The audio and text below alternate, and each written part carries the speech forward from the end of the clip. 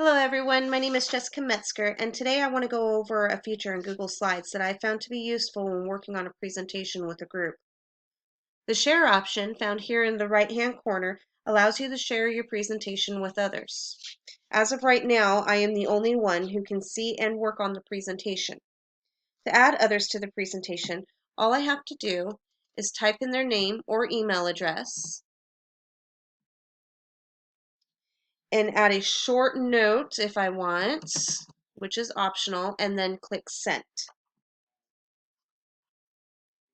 If I want to change what his role is, all I have to do is go back, click on the share, and then go over to the role drop down menu, click on it, and I can change whatever I want him to be as viewer, commenter, editor, make him an owner of the project, or I can completely remove him from the presentation.